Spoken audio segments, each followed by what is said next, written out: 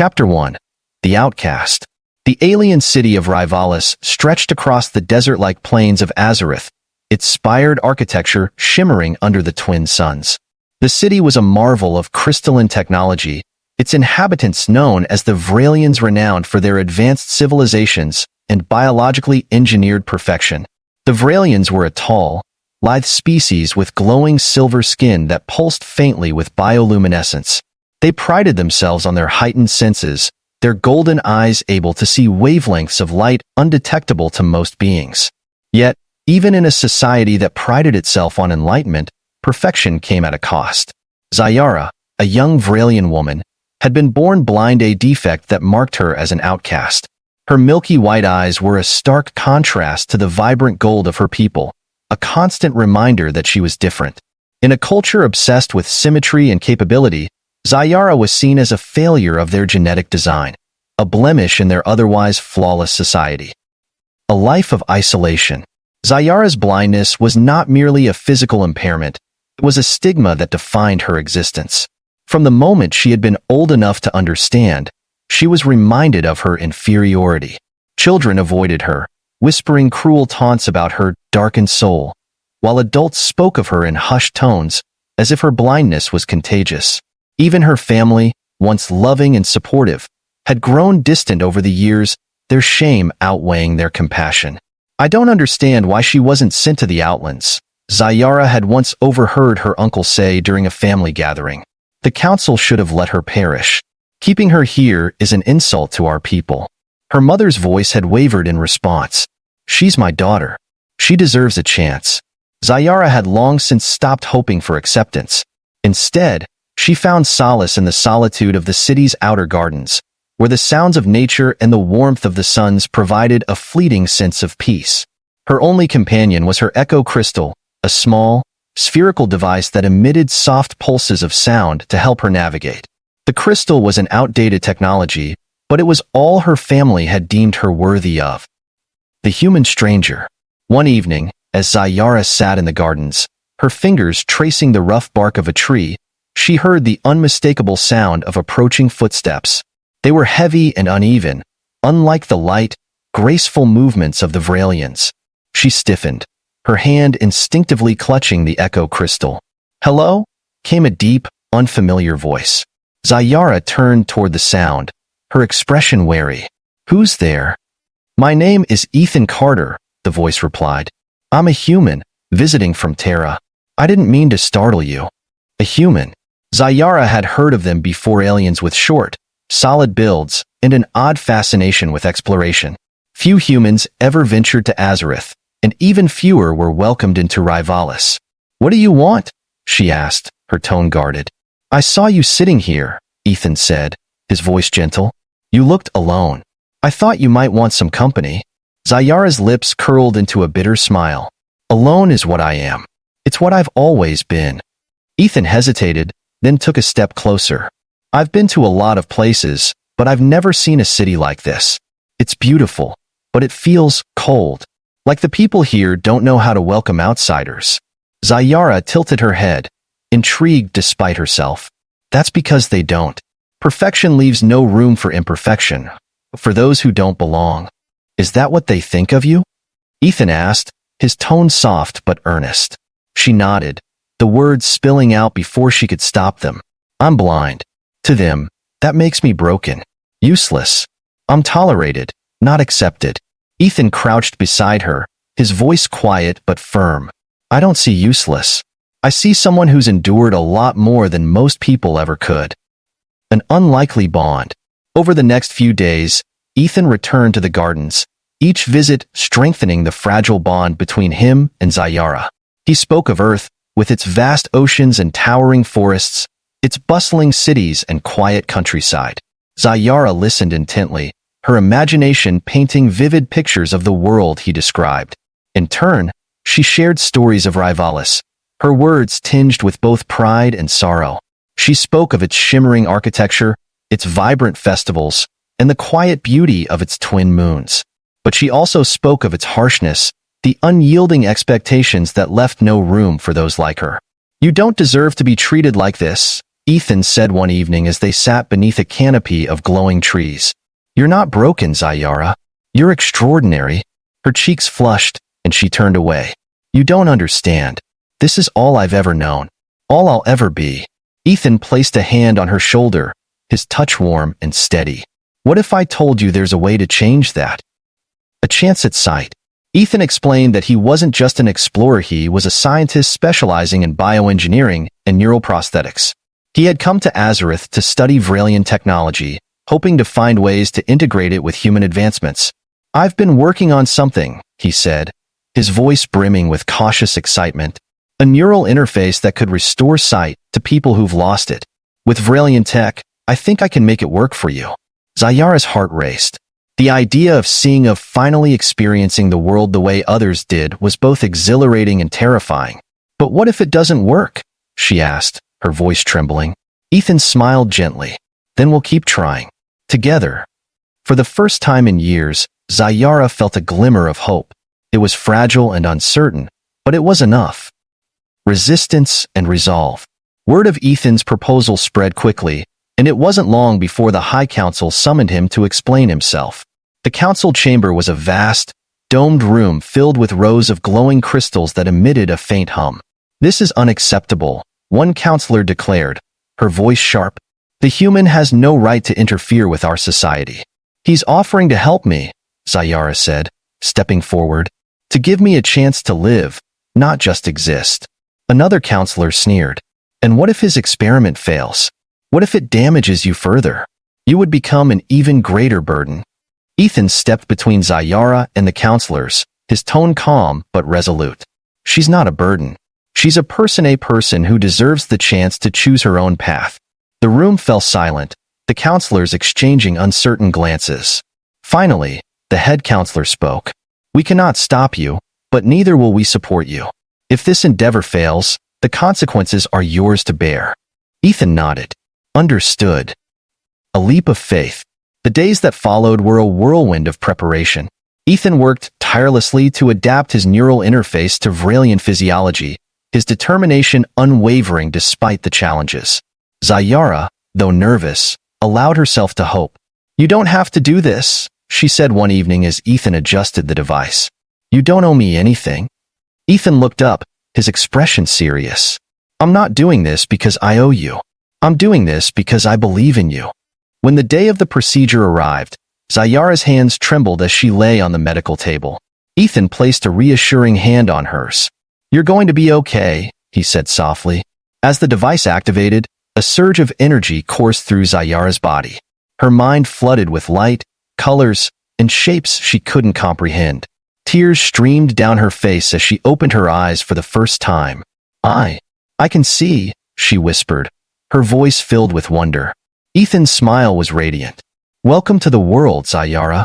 Chapter 2. A New World. For the first time in her life, Zara opened her eyes to a world of light and color. The glowing crystalline architecture of Rivalis, the twin suns casting long shadows across the city, and the shimmering silver skin of her own hand, all of it overwhelmed her senses. She blinked rapidly, her breath hitching as she tried to comprehend the sheer magnitude of what she was seeing.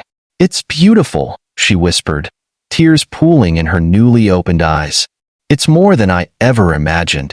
Ethan stood nearby, his expression a mix of relief and awe. "You're seeing it all for the first time," he said softly. "Take your time." The weight of sight. The first few days after the procedure were overwhelming for Zara.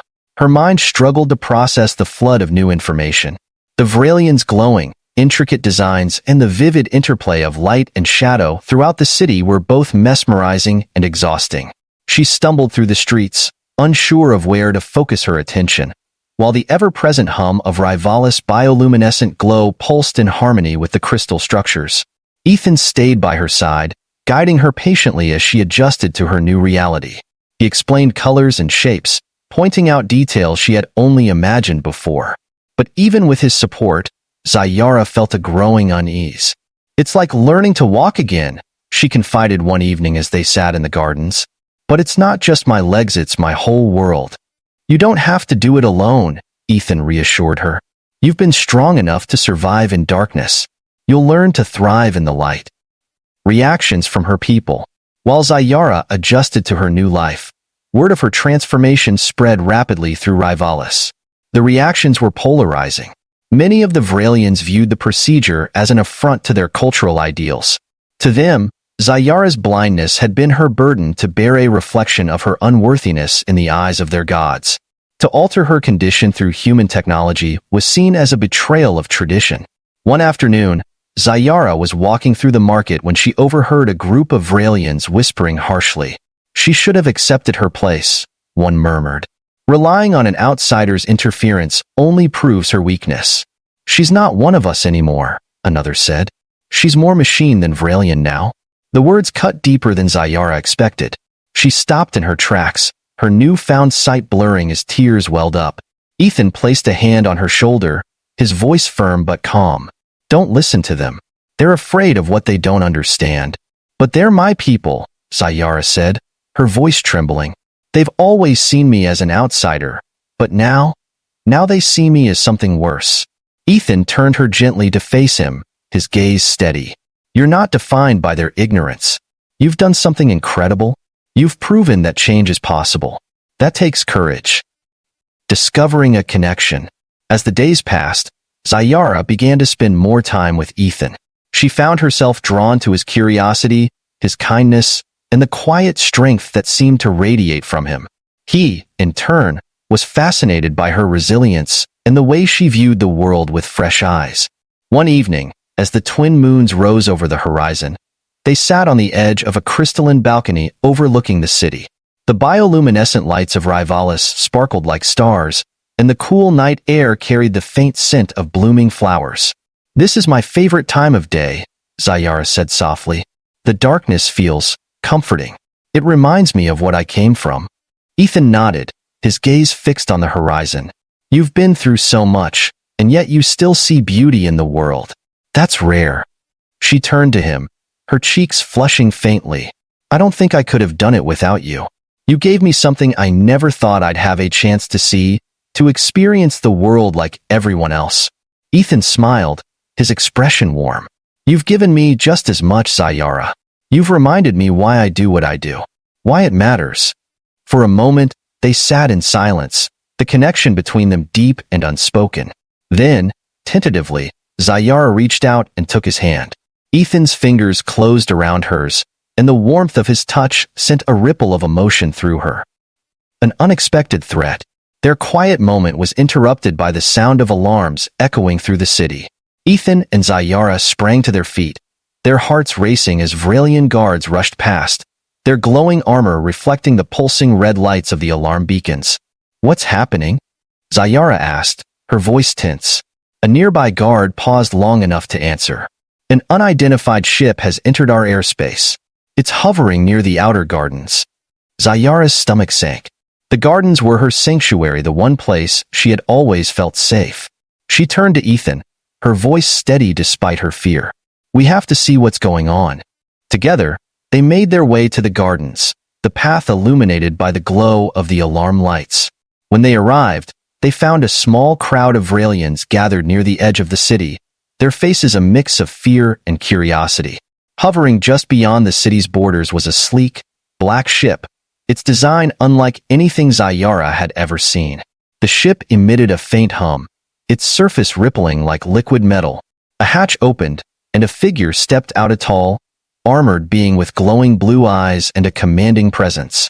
The crowd murmured in alarm, but the figure raised a hand, its voice calm yet firm. I am Tarek, emissary of the Karnathi Alliance. We come in peace. Zara felt a chill run down her spine. The Karnathi were a warlike race, known for their conquests and their technological superiority. Their arrival on Azareth could mean trouble for everyone. What do they want? Ethan muttered, his jaw tightening. Zara's newfound sight allowed her to pick up the subtle shifts in the emissary's stance, the glint of calculation in his glowing eyes. Whatever it is, she said quietly, it's not peace. A new purpose. The Karnathi emissary explained that they had been monitoring Rivalis for some time, intrigued by the fusion of Vralian and human technology. They claimed to be seeking an alliance, but their interest in Zayara's procedure was clear. "You are the first of your kind to bridge the gap between species," Terex said, his gaze fixed on Zayara. "Your success represents a new era of possibility. We wish to study your transformation." Zayara's pulse quickened. The thought of being reduced to a specimen filled her with dread. But before she could respond, Ethan stepped forward, his tone firm. "She's not a lab rat. Whatever you're planning, it stops here." Terex's glowing eyes narrowed. "You misunderstand. This is not a request." The tension in the air was palpable. Zayara gripped Ethan's arm, her voice steady. "We won't let them take me. Not without a fight." As the crowd watched in stunned silence, Zayara felt a spark of determination ignite within her. She had spent her life being underestimated, shunned, and dismissed. But now, with Ethan by her side, she knew she could stand tall. For the first time, Zayara saw herself not as a victim, but as someone capable of shaping her own destiny. Chapter 3. The Fight for Freedom. The Karnathi emissary's glowing blue eyes scanned the crowd, his armored figure exuding an air of authority. The Vralians whispered nervously among themselves, uncertain of how to respond to this uninvited visitor. For centuries, their society had avoided conflict, relying on their insular nature and advanced technology to shield them from the galaxy's more aggressive powers. But now, the Karnathi had breached their borders, and their intentions were anything but benign. Zayara tightened her grip on Ethan's arm, her pulse racing. The memory of the Karnathi emissary's cold, calculated gaze burned in her mind. She had spent her life being dismissed and underestimated by her own people, but now, with her sight restored, she felt a new fire within her, a resolve to stand her ground. "What do you want from me?" she asked, stepping forward, her voice steady despite the fear knotting her stomach. Terex's eyes locked onto hers, and he tilted his head slightly, as if amused by her courage. "Your transformation is unique. It represents a merging of technology's Vralian precision and human innovation. It is a feat we have never seen before, and we wish to understand it. For the betterment of all, of course." Ethan snorted, stepping protectively in front of Zayara. "Let me guess by understand. You mean dissect, study, and exploit, right?" Terex's expression didn't change, but there was a flicker of irritation in his glowing eyes. "We would prefer your cooperation. But if you refuse..." He gestured toward the ship hovering behind him, where more Karnathi soldiers were beginning to emerge, their weapons gleaming ominously. "We are prepared to take what we need." The crowd gasped, and the Vralian guards stepped forward, their crystalline weapons raised. Kale, the captain of the guard, barked orders to form a defensive line. "This is an act of aggression. Leave now, or face the consequences." Terek chuckled softly, shaking his head. "Your weapons are primitive compared to ours. I suggest you stand down." A line in the sand. Zayara felt her chest tighten as the standoff escalated. She glanced at Ethan, his jaw clenched as he stared down the Karnathi emissary. For the first time, she truly saw him not just as the man who had given her sight, but as someone willing to fight for her, to protect her no matter the cost. "We can't let them take you," Ethan said quietly, his voice firm but laced with worry. "I won't let them," she replied, her newfound confidence surprising even herself. "Not anymore."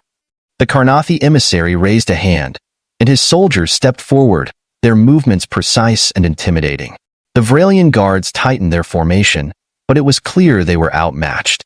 The Karnathi's weapons glowed with an otherworldly energy, far more advanced than anything the Vralians had.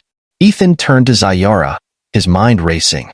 "Your people's technology, do you have anything here that can match theirs?" Zayara thought for a moment, then nodded. "There's an energy disruptor in the council chambers. It was designed for defense, but it hasn't been used in centuries. Can you activate it?" Ethan asked, hope flickering in his eyes. "I think so," she said, her voice steady. "But we'll need time to get there." Ethan looked to Kale. "We need a distraction." The captain hesitated, then nodded. "Go. We'll hold them off as long as we can." The escape. As the guards clashed with the Karnathi soldiers, Zayara and Ethan slipped away, weaving through the chaotic streets of Rivalis.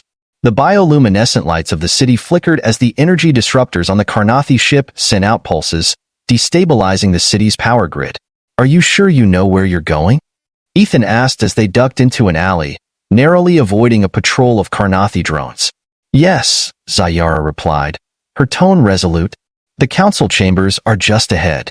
When they reached the massive, crystalline structure, the doors were sealed, their intricate locks glowing faintly. Zara placed her hand on the access panel, her restored vision allowing her to read the complex symbols for the first time. Give me a moment, she said, her fingers flying over the controls. Ethan kept watch, his pulse pounding as the distant sounds of battle grew louder. He knew they were running out of time. How's it coming? He asked. Almost there, Zara replied, a faint click signaling the door's release. Let's go. Activating the disruptor. Inside the council chambers, the energy disruptor stood at the center of the room, its design elegant yet imposing. The device pulsed faintly, its dormant state a reminder of how long it had been since it was last used. Zara approached the console, her hands trembling slightly. I'll need to reroute power from the central grid to activate it. Can you do it? Ethan asked, his voice steady. She nodded, determination hardening her features. Yes, but it's risky. The disruptor could destabilize the entire city if I don't calibrate it properly. Then let's make sure you calibrate it, Ethan said, placing a reassuring hand on her shoulder. You've got this. As Zara worked, Ethan kept watch at the chamber's entrance, his eyes scanning for any sign of the Karnathi. Minutes felt like hours as Zara adjusted the disruptor settings, her newfound sight allowing her to read the intricate controls with precision. I've got it, she said finally, stepping back from the console. The disruptor's hum grew louder, its energy building to a crescendo. When I activate it, it'll disable their ship and their weapons. But we'll only have a small window to force them to retreat. Ethan nodded. Then let's make it count. The turning point. As the Karnathi forces closed in on the council chambers, Zara activated the disruptor. A wave of energy rippled through the city, causing the Karnathi soldiers to stagger as their weapons powered down. The hovering ship shuddered, its engines sputtering as the disruptor's field disabled its systems. The Vralian guards seized the opportunity, launching a counterattack that forced the Karnathi to retreat toward their ship. Tarek, his glowing eyes narrowed in fury, glared at Zara as he boarded the faltering vessel. This isn't over, he warned, his voice echoing ominously. We will return. As the Karnathi ship disappeared into the sky, the city fell silent. The Vralians stared at Zara, their expressions a mix of awe and uncertainty.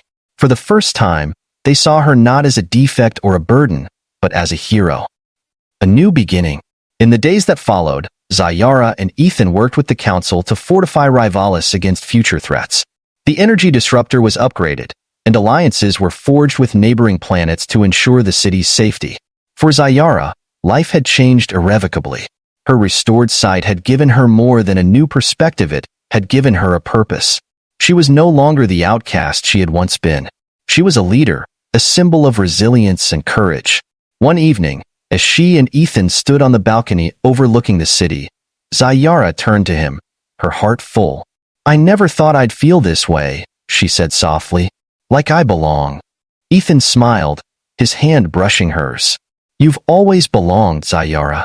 You just needed the chance to see it. As the twin moons rose over Rivalis, their light casting a gentle glow over the city, Zara leaned into Ethan, her newfound sight reflecting the beauty of a future she never thought she'd have. Chapter 4. A Love That Sees All. The glow of the twin moons bathed the city of Rivalis in a soft, silver light. The battle with the Karnathi was over, but the consequences lingered. The people of Rivalis were still coming to terms with what had happened, with Zara's transformation. While some began to see her as a symbol of hope, others still clung to their old prejudices. But Zara's mind was elsewhere. She stood with Ethan on the balcony of the council chambers, gazing out at the city she could finally see in all its brilliance. The crystalline buildings shimmered like starlight, their bioluminescent glow pulsing in harmony with the city's energy grid. Ethan broke the silence. You did it. You saved your people. Zara shook her head. We did it. I couldn't have done this without you. Ethan chuckled softly. You give me too much credit. You're the one who faced the Karnathi. You're the one who stepped up when your people needed you. She turned to him, her silver eyes reflecting the moonlight. "I couldn't have found that strength if you hadn't shown me what I was capable of." A changing tide. The following days brought unexpected changes. The Vralians, once reluctant to embrace anything that challenged their traditions, began to adapt. The High Council, impressed by Zayara's bravery and Ethan's contributions, initiated discussions about integrating human technology with their own. They even began to consider alliances with other species, recognizing the value of unity in an increasingly dangerous galaxy. For Zayara, the acceptance of her people felt like a long-awaited dream. Vralian children, who had once avoided her, now approached her with wide-eyed curiosity. Adults who had turned their backs on her now greeted her with respect. But not everyone welcomed the change. A faction of conservative Vralians remained vocal in their opposition, accusing Zayara of betraying their culture by embracing human intervention. Though their numbers were small, their whispers reached Zayara's ears. "She's not one of us anymore," one said. "She's a hybrid, more machine than Vralian," said another. Zayara took their words in stride, but Ethan noticed the pain in her eyes. One evening, as they walked through the gardens where they had first met, he stopped and placed a hand on her arm. "You don't have to prove anything to them," he said softly. "You've already shown the world who you are." She looked at him, her voice steady but tinged with emotion. "It's not about proving myself. It's about showing them that change isn't something to fear. If I can do that, maybe they'll learn to see the world differently." Ethan smiled. "You're incredible. You know that?" For the first time, Zayara didn't dismiss the compliment. "I'm starting to believe it." A threat that lingers. Though the Karnathi had been driven off, their parting words still haunted Zayara. "This isn't over," Tarek had said, and she knew he meant it. The Karnathi would return, stronger and more determined. And when they did, Rivalis would need to be ready. Zayara worked tirelessly with the Council and Ethan to fortify the city's defenses. Together, they upgraded the energy disruptor, turning it into a planetary shield capable of repelling even the most advanced attacks. They also reached out to nearby planets, forging alliances and building a coalition of species committed to mutual protection. As the preparations continued, Zayara found herself growing closer to Ethan. Their shared experiences had forged a bond that went beyond friendship. She admired his determination, his compassion, and the way he believed in her even when she didn't believe in herself. One evening, as they stood on a hill overlooking the city, Ethan turned to her, his expression serious. "Zayara, I've been thinking about what happens next." She tilted her head, her gaze curious. "What do you mean?"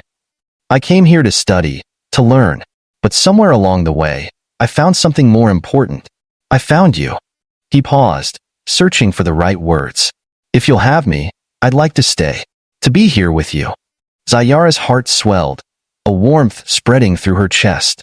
"Ethan, I don't know what the future holds, but I know I don't want to face it without you."